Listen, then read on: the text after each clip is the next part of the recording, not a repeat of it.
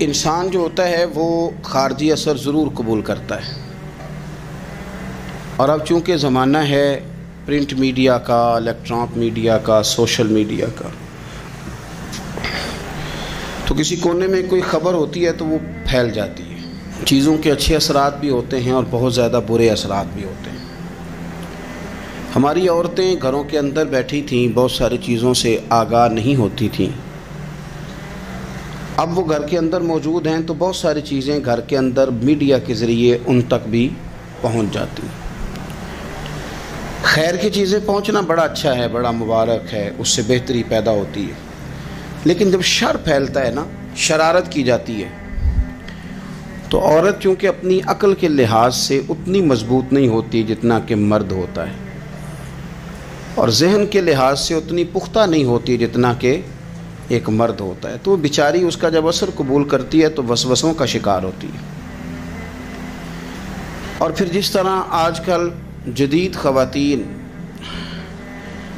جدت کا لیبل لگا کے سوسائٹی میں آئی ہیں، کہتی ہیں ہم نے سیاسی، سماجی، فلاحی، ملکی، ان سب معاملات کے اندر پورا کردار ادا کرنا ہے، تو وہ چونکہ ایک حسین نعرہ لے کے آتی ہیں، تو ہماری بیٹیاں، بچیاں، بہنیں، مائیں بعض اوقات حالات کے جبر کی وجہ سے، بعض اوقات وسوسوں کی کثرت کی وجہ سے وہ کسی نہ کسی طور پر اس تکلیف کا شکار ہو جاتی ہیں، اور شیطان انہیں اپنی لپیٹ میں لیتا ہے۔ کرنے کا کام یہ ہے کہ عورتوں کو بتایا جائے کہ تمہارا اصل سبق ہے کیا، تمہارا دین کے اندر کردار کیا ہے، تمہاری فضیلت کیا ہے، حقوق کیا ہے، تمہیں کتنا نوازا گیا ہے، اور تمہارا کردار بڑا شاندار رہا ہے۔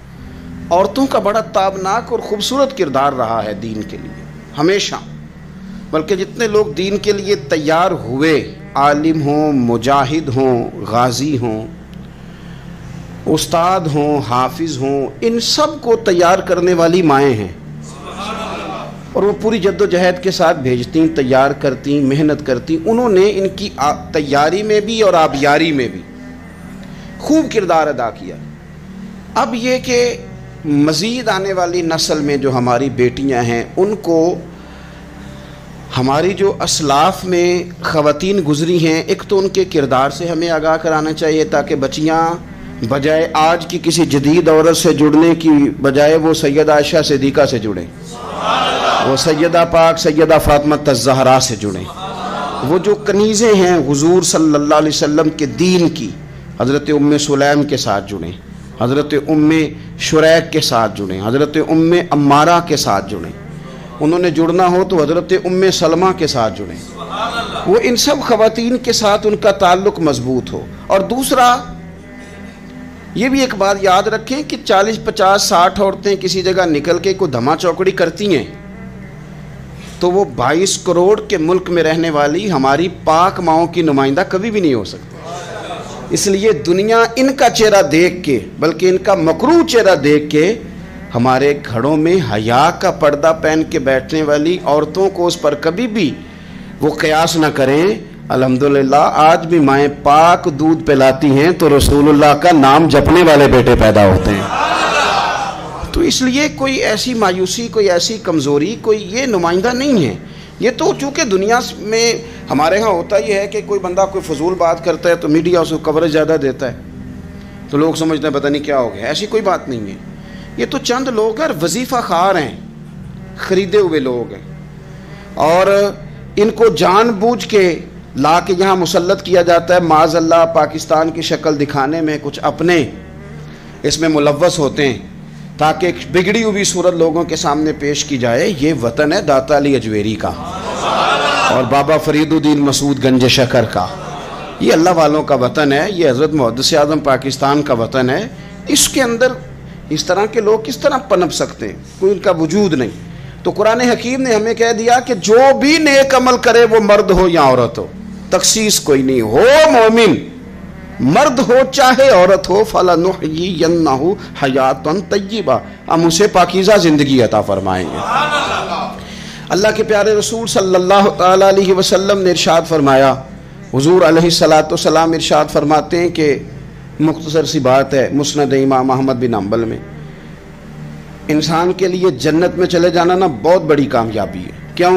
اس لیے کہ اللہ کا دیدار بھی جنت میں اور مدینے والے محبوب کا قرب بھی جنت میں نصیب ہوگا۔ رسول کائنات علیہ السلام کے قرب میں بھی جگہ وہیں جنت میں ملے گی، وہیں سب اللہ والوں کی زیارت ہے، وہیں سب کے لیے انعامات ہے، وہیں سب کا بسیرا ہے۔ قرآن مجید نے کہا اصحاب الجنتی ہم الفائزون، اصحاب الجنتی ہم الفائزون، یہ جو جنتی ہیں یہ کامیاب لوگ ہیں۔ تو نبی پاک صلی اللہ علیہ وسلم نے مختصر بات ارشاد فرمائی مسند امام احمد بن حنبل میں۔ حضور فرمانے لگے عورت 5 نمازیں پڑھے، اپنے روزوں کی حفاظت کرے، یعنی رمضان کے روزے رکھے، فرمایا اپنے خامند کی اطاعت کرے، نماز روزے کی پابندی کرے، خامند کی اطاعت کرے اور اپنی شرمگاہ کی حفاظت کرے، تو حضور فرماتے ہیں پھر قیامت والے دن نہ اس کے لیے جنت کھول دی جائے گی، وہ جس دروازے سے چاہے جنت میں داخل ہو جائے۔ پھر کھول دیا اللہ تعالیٰ نے اس کے لیے۔ 2 ہی باتیں، ایک یہ کہ نماز روزے کا خیال کرے، خامد کی اطاعت کرے، شرمگاہ کی حفاظت کرے، تو جنت کے جس دروازے سے وہ چاہے گی نا اس کو داخلہ دے دیا جائے گا۔ تو عورتوں نے بڑے مضبوط ایمان کا مظاہرہ کیا ہے، مضبوط ایمان کا۔ پہلی مثال دیتا ہوں جناب ہاجرہ کی۔ حضرت ہاجرہ رضی اللہ تعالی عنہا حضرت اسماعیل علیہ السلام کی والدہ ہیں، جناب ابراہیم خلیل اللہ علیہ السلام کی اہلیہ ہیں۔ میں نے پہلے بھی ایک دفعہ کہا تھا، پھر کہتا ہوں کہ آج کل نا کاکروچ دیکھ کے، چھپکلی دیکھ کے چیخ مارنا، یہ خوف نہیں، یہ فیشن ہے۔ اسے پتہ چلتا ہے کہ یہ برگر فیملی ہے، اسے پتہ چلتا ہے یہ امیر لوگ ہیں، یعنی کاکروچ کھا جاتا ہے کہ چھپکلی کھا جاتی ہے، لیکن یہ نا جی وہ جی ہمارا بچہ چیخ مارتا ہے اس کو دیکھ کے، کیا مطلب ہے بڑا پڑھا لکھا ہے جی، بڑی سوبر فیملی۔ یہ پڑھے لکھے نہیں، یہ بزدل ہونے کی علامت۔ کمزور پڑھنا، ڈرنا، خوف کھانا، اللہ تبارک و تعالیٰ پر ایمان رکھتے ہوئے توکل میں کمزوری کرنا، معاذ اللہ۔ مسلمان کا تو یہ نظریہ نہیں نہ ہوتا، اور مسلمان عورتوں کا ہر وقت رونا کہ نصیب پتہ نہیں کیسے ہوں گے، پتہ نہیں کیا بنے گا، میرا تو کچھ بان ہی نہیں رہا، جب بات کرنا رو کے کرنا، جب سنانا دکھ ہی سنانا۔ یہی حال ماں کا ہے، یہی بہن کا ہے، یہی بیٹی کا ہے، الا ماشاءاللہ کچھ اچھی بھی ہیں۔ تو اس قدر زیادہ کمزور نظریات مسلمان عورتوں کے نہیں ہوتے، اور پھر ساری زندگی اگر یاد کرنا ہے تو دکھ یاد کرنا ہے، سکھ نہیں یاد کرنا۔ زندگی کے اندر جہاں کسی جگہ آزمائش آئی اس کا ذکر روز کرنا ہے، اور جو آسانی آئی ان کو بھول جانا ہے۔ حضرت ہاجرہ کو جناب ابراہیم خلیل اللہ علیہ السلام چھوٹا سا بیٹا دے کے وادی غیر ذی زرعین میں چھوڑ آئے، اتنی سی کھجوریں، ایک مشکیزہ پانی کا۔ اس خاتون کو وہاں کھڑا کیا، دور دور تک آبادی کوئی نہیں، جنگل کا سما ہے، پرندے تک آ کے نہیں چہکتے، کوئی چیز نہیں دنیا کی، لیکن ایمان اس کو کہتے ہیں، طاقت اس کو کہتے ہیں، کلمہ پڑھنے کے بعد کھڑا رہنا اور اپنے توکل کو مضبوط رکھنا اس کو کہتے ہیں۔ حضرت ابراہیم واپس لوٹ رہے تھے تو جناب ہاجرہ نے ایک سوال پوچھا، بس ایک۔ جناب ہاجرہ عرض کرتی ہیں اللہ کے خلیل، یہ اپنی مرضی سے چھوڑ کے جا رہے ہو کہ رب کا حکم ہے؟ میرے مالک کی میرے بارے میں یہی فیصلہ ہے، یہی رضا ہے، یا آپ اپنی مرضی سے چھوڑ کے جا رہے ہیں؟ تو جناب خلیل علیہ السلام فرمانے لگے ہاجرہ نہیں، یہ رب کا فیصلہ ہے، یہ اللہ کی رضا ہے۔ تو آپ کو بخاری میں یہ لفظ ملیں گے، جناب ہاجرہ کہنے لگی پھر آپ فکر نہ کریں، اگر رب کا یہ حکم ہے تو پھر میرا رب ہمیں کبھی بھی ضائع نہیں کرے گا۔ یہ مضبوطی ایمان کی، یہ مضبوطی، رب پھر ہمیں کبھی ضائع۔ او میرے ملت کی بیٹیوں اور بہنوں، ساری امیدیں خامن سے کیوں لگاتی ہو؟ ساری امیدیں بیٹے اور بھائی سے کیوں لگاتی ہو؟ ساری امیدیں دنیا سے کیوں لگاتی ہو؟ اس طرح کرو، اپنی ساری امیدیں اپنے رب کے ساتھ وابستہ کرو، رب کی رضا پہ، رب کے فیصلوں پہ راضی رہنا سیکھو۔ اگر تم یہاں ٹھہر گئی نا تو تمہارے پھر آنسو بہیں گے ضرور پر اللہ کی بارگاہ میں، پھر تمہاری دعائیں کے لیے ہاتھ اٹھیں گے ضرور پر اس کا کرم طلب کریں، پھر کمزور باتیں نہیں کرو گے۔ جس طرح ایمان عورتوں کا مضبوط تھا، اسی طرح ہماری جو اسلاف میں خواتین گزری ہیں، صحابیات، ان کا نا تبلیغ کا جذبہ بھی بڑا مضبوط تھا، بڑا مضبوط تبلیغ کا جذبہ۔ حضرت ام شریک رضی اللہ تعالی عنہا قبیلہ بنو عامر سے تعلق رکھتی تھی، پر مکے میں آئی ہوئی تھی، گھر گھر جا کے رسول اللہ کا دین بتاتی۔ ان دنوں میں نہیں جن دنوں میں پھول پھینکے جاتے ہیں تبلیغ کرنے والوں پر، جن دنوں میں نعرے لگتے ہیں ان دنوں میں نہیں، ان دنوں میں جب چھپ چھپ کے لوگ دین کی بات کرتے تھے۔ حضرت زید بن ارقم رضی اللہ تعالیٰ عنہ کے گھر میں لوگ بیٹھ کے دین سیکھتے تھے. یہ خاتون مجھے آج کہہ لینے دیں یار, مجھے کہہ لینے دیں, ووٹوں کی ضرورت ہو تو عورتیں گھر گھر چلی جاتی ہیں, ایک سیٹ کی ضرورت ہو تو بیویوں کو گھر گھر بھیج لیا جاتا ہے. یہ دیکھو یہ ایمان ہے رسول اللہ صلی اللہ علیہ وسلم پر, صحابیات کا یہ کمال ہے کہ گھر گھر وہ بھی گئی ہیں, پر ووٹ کے لیے نہیں, رسول اللہ کے دین کے لیے, رسول اللہ کے دین کے لیے. گھر گھر حضرت ام شریک جاتی, جا کے نا, اور وہ طریقہ تھا نا, عورتوں کو قائل کرتی. بڑے کٹھن حالات تھے اسلام پر, اعلانیہ کوئی بات نہیں کر سکتا تھا. حضرت ام شریک کہتی ہے میں عورتوں کو بلاتی, کہتی میری بات سنو. جب وہ قریب آتی تو میں نے نبی پاک کا دین بتاتی, سائیڈ پہ کر کے کونے میں نہ تھوڑا تھوڑا, یار آپ ذرا اس کا لطف تو لیں, اس کا ذائقہ تو دیکھیں. حضرت ام شریک کہتی ہے میں گھر گھر جاتی بتاتی. تو کافروں کو پتہ چل گیا کہ یہ تبلیغ کرتی ہے. انہوں نے مجھے بلایا, کہنے لگے تیرے برادری اور قبیلے کا مسئلہ نہ ہوتا تو ہم تجھے قتل کر دیتے, اب ہم تجھے واپس بھیجتے ہیں. چند مردوں کو میرے ساتھ کیا, مجھے گھوڑے اور اونٹ کی ننگی پشت پر باندھ لیا. ننگی پشت پر لمبا سفر کرنا مشکل ہوتا ہے, پسینہ آئے, بڑی تکلیف ہوتی ہے گھوڑے پر بیٹھ. اب وہ کوئی کجاوا نہیں, کوئی چیز نہیں, اسی طرح باندھ کے لے گئے. اور فرماتی ہیں کہ 3 دن اور 3 راتوں کا وہ سفر تھا. رستے میں وہ خود چھاؤں میں بیٹھتے اور مجھے باندھ کے دھوپ میں ڈال دیتے. 3 دن میں نے زمین پر چلنے والی کسی چیز کی آواز نہیں سنی, لیکن وہ جب نبی پاک کے دین کی بات پوچھتے تو میرا کلیجہ خوشی کے ساتھ ٹھنڈا ہو جاتا, آنکھیں کھل جاتی اور میں کہتی کیا بات ہے میرے نبی پاک کے دین کی. اس کیفیت میں بھی وہ تبلیغ کی لذت اپنی جگہ موجود. حضرت ام شریک رضی اللہ تعالیٰ عنہ فرماتی ہیں ایک جگہ انہوں نے مجھے لٹا دیا باندھ کر, پیاس بڑی شدید تھی, پانی پینے کو دیتے نہیں تھے, روٹی کھانے کو. یہ ایک عورت کی بات کر رہا ہوں, یہ خاتون کی بات کر رہا ہوں. آج کل تو ہمارے بچے شام کو سالن ٹھیک نہ پکا ہو تو موبائل توڑ دیتے ہیں. یہ قوم نہیں میدانوں میں جا سکتی, جہاد نہیں کر سکتی. خاتون کہتی ہے کہ شدید پیاس تھی اور مجھے باندھ کے لٹایا ہوا تھا. مجھے جب تکلیف بڑھ گئی تو اچانک میں نے دیکھا پانی کا ایک ڈول برآمد ہوا ہے. میں نے اسے تھوڑا سا پی لیا, پر طلب ابھی باقی تھی. وہ پھر آ گیا برتن, میں نے پھر پیا. طلب ابھی باقی تھی, پھر برتن آ گیا. امام ابو نعیم نے اس کو لکھا ہے حلیۃ الاولیاء میں. فرماتے ہیں تیسری دفعہ وہ پھر بھرا ہوا ڈول پورے کا پورا آ گیا. اب میں نے پیا بھی, اپنے کپڑوں پہ بھی چھڑکا. جب وہ سارے بیدار ہوئے تو مجھے آگے کہنے لگے کہ تو نے ہمارا پانی استعمال کیا ہے. فرماتی ہے پھر انہوں نے اپنے برتن دیکھے, مشکیزیں دیکھے تو بھرے ہوئے تھے. میرے قریب آ کے کہنے لگے یہ پانی کہاں سے آیا؟ تو میں نے کہا تم ابھی میرا عقیدہ نہیں سمجھے, یہ میرے رب نے مجھے دیا ہے, میرے رب نے مجھے دیا. فرماتی ہے مجھے باندھ کے لے جا رہے تھے, پر جب میری بات سنی نا تو بول کے کہنے لگے ہمیں سمجھ آ گئی ہے تیرا دین ہمارے دین سے بہتر ہے, تیرا عقیدہ ہمارے عقیدے سے بہتر ہے. اور ایک روایت میں یوں بھی ہے کہ وہ باندھ کے لے جا رہے تھے, پر یہ کمال دیکھا تو کلمہ پڑھ کے مدینے والے کے غلام بن گئے. صحابیات نے نا بڑا جم کے دین کا کام کیا, عقیدہ, پھر تبلیغ, پھر میدان جہاد. عورتیں جہاد میں جایا کرتی تھیں, وہ زخمیوں کو پانی پلاتی تھیں, مرہم پٹی کرتی تھی. پہلے اپنے جسم کے ساتھ بڑی بڑی پٹیاں لپیٹ کے لے جاتی, جہاں کسی زخمی کو ضرورت ہوتی وہ پٹیاں کرتی. اور اعصابی طور پر مضبوط رہ کے میدان کے اندر جہاد وہ بندہ کرتا ہے جو یقین کامل کی دولت جسے نصیب ہو, جسے پتہ ہو کہ یہ میں مروں گا تو میرا مرنا رائے گا نہیں, اللہ مجھے شہادت کا درجہ عطا فرمائے گا. لیکن اگر یہیں سے بندہ اپنے آپ کو مطمئن نہ کر سکے تو میدان میں جائے گا. یقین کامل ہو, اگر ہو یقین کامل پیدا تو پھر کٹ جاتی ہیں زنجیریں, پھر انسان آگے مضبوطی سے آگے بڑھتا ہے. نبی پاک صلی اللہ علیہ وسلم جب جہاد کے لیے تشریف لے جاتے نا تو عورتوں پر کسی نہ کسی شخص کو نمائندہ بنا کے چھوڑ کے جاتے تھے. ایک دفعہ مولا علی شیر خدا کو بھی چھوڑ کے گئے, حضرت عبداللہ ابن مختوم رضی اللہ تعالیٰ عنہ کو بھی ایک دفعہ چھوڑ کے گئے.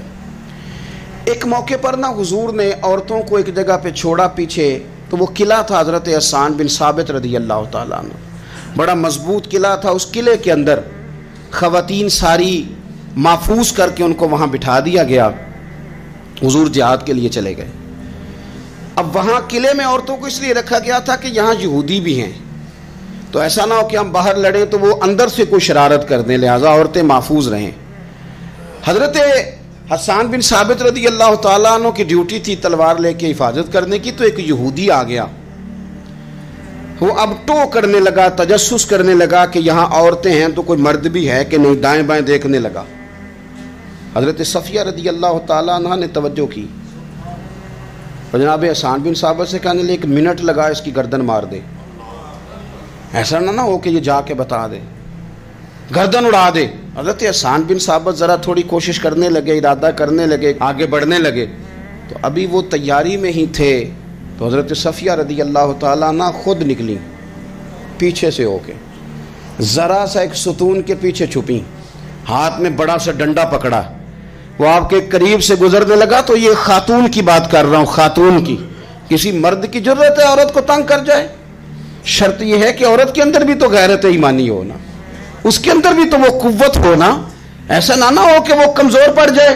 ہاتھ کے اندر ڈنڈا تھا، جب وہ یہودی پاس سے گزرنے لگا تو اللہ اکبر کہہ کہ بی بی نے اتنے زور سے مارا ڈنڈا، حضور کی پھپھو نے ایک ہی ڈنڈا کھایا اور وہ زمین پہ ڈھیر ہو گیا۔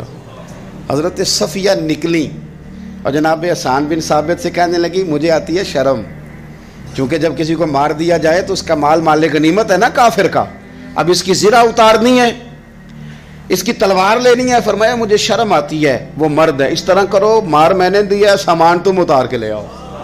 یہ قوت تھی مسلمان عورتوں کے اندر، یہ شوق تھا، یہ جذبہ تھا۔ ہمارے ہاں نا وہ روز روز کی کمزوریاں، عورتوں کا روز آنسو بہانا اور جہاں بھی سنانا دکھ ہی سنانا، اس نے انہیں کمزور کر دیا۔ آپ کے ذہن پہ چیزیں سوار ہو جاتی ہیں نا، تو یہ جو مرد زیادہ رہتے ہیں نا عورتوں کے ساتھ، زیادہ وقت گزارتے ہیں، زیادہ داستانیں سنتے ہیں، ان میں وہ ساری چیزیں پیدا ہو جاتی ہیں۔ آپ نے ناراض نہیں ہونا، میں دعوے سے کہتا ہوں کہ جو جوان اپنی اماں کے اور ابا کے شکوے کرنے لگ جاتا ہے نا، اس نے 1.5 گھنٹہ باتیں سنی ہیں بی بی کی، ایسے مفت میں نہیں شکوے کر رہا، اس نے ہلکا ہلکا کہیں جی بھی کیا ہے، تو تب یہ ساری کہانیوں نے جنم لیا۔ آپ جس کی صحبت میں بیٹھیں گے اس کا کچھ نہ کچھ اثر، بلکہ عارف رومی تو کہتے ہیں کہ شیر کے بچے کو بکریوں میں چھوڑ دو، بکری بن جائے گا۔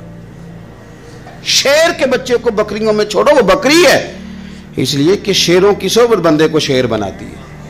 تو جب بیٹھنا ہی نہیں ہے، باتیں ہی سارا دن یہ والی سننی ہے، ہر وقت رہنا ہی اسی داستان میں، پھر کمزور باتیں، پھر اپنے ماضی کے دکھ، پھر پتہ نہیں کیا۔ آپ نے ناراض نہیں ہونا، میں بعض جوانوں کی باتیں سن کے میرا دل کرتا ہے کہ اسے کہوں یار تو کیا بات کر رہا ہے، اپنا قد دیکھ، تو اپنی عمر دیکھ، رب نے تجھے مرد بنایا ہے، تو کمال آدمی ہے، تو کھڑا ہو۔ اگر اس طرح امت مسلمہ کے نوجوان رہیں گے تو میدانوں میں کس نے نکلنا ہے؟ بات بات پہ رو جانا، بات بات پہ سہم جانا، حالات کے سہمے ہوئے لوگوں کو بتا دو حالات بدل جاتے ہیں، ایک جیسے نہیں رہتے۔ آپ کی طبیعت میں دلیری اور وقار ہونا چاہیے۔ حضرت اسماء بنت ابی بکر صدیق، حضرت صدیق اکبر رضی اللہ تعالی عنہ کی وہ صاحبزادیاں جو حضرت عائشہ کی بڑی ہمشیرہ ہیں، رات کو غار ثور میں مرد جاتے ڈرتے ہیں، آج بھی ڈرتے ہیں، اور جناب اسماء نبی پاک کی روٹی لے کے جایا کرتی تھی۔ پھر اللہ نے ان کو بیٹا دیا، حضرت عبداللہ بن زبیر، یہ حضور کی پھپھی کے نواسے ہیں، حضرت زبیر بن عوام عشرہ مبشرہ صحابی ہیں، ان کے بیٹے ہیں، اور یہ وہ خوش بخت جوان ہے جس کو گٹی نبی پاک نے اپنے لعاب دہن سے عطا فرمائی۔ یزیدی فوجوں کے خلاف امام حسین کے بعد جو آدمی باقاعدہ مرتب فوج کے ساتھ میدان میں آئے وہ حضرت عبداللہ ابن زبیر ہیں، مرتب کر کے اپنا لشکر لے کے نکلے۔ حضرت اسماء بوڑھی ہو گئی تھی، 90 سال عمر تھی، نظر نہیں آتا تھا۔ حضرت عبداللہ ابن زبیر جب لڑے یزیدی فوجوں کے خلاف تو کچھ ساتھی شہید ہو گئے، کچھ کے قدم پیچھے ہٹ گئے۔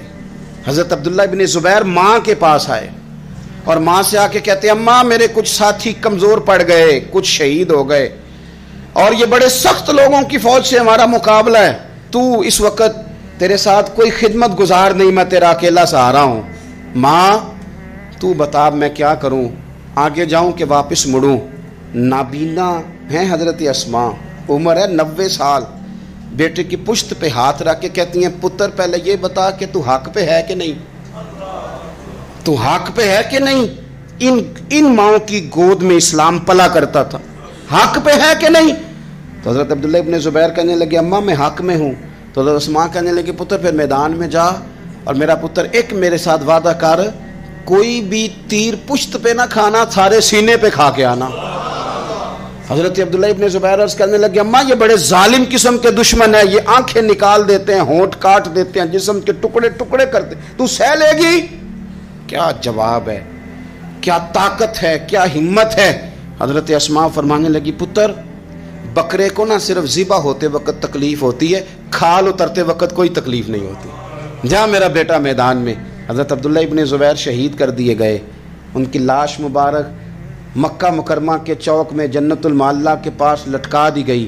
حجاج بن یوسف نے حضرت اسماء کو بلایا اور بلا کے کہنے لگا تجھے پتہ ہے تیرا بیٹا لٹکا ہوا ہے؟ فرمانے لگی ہاں مجھے پتہ ہے، یہ بچپن سے ہی شاہ سوار ہے، یہ گھوڑوں پہ رہنا ہی پسند کرتا تھا۔ اور پھر کیا جملہ کہا، حجاج کے لوگ کہتے ہیں یہ فوجوں میں اور تلواروں کی جھنکار میں کبھی نہیں کانپا تھا، پر حضرت اسماء جو نابینا ہیں ان کے جملوں نے نرزہ طاری کر دیا۔ فرمانے لگی حجاج میرا پتر لٹک گیا ہے، کہیں تیرے آگے جھکا تو نہیں نا؟ لٹک ہی گیا ہے، جھکا تو نہیں میرا پتر؟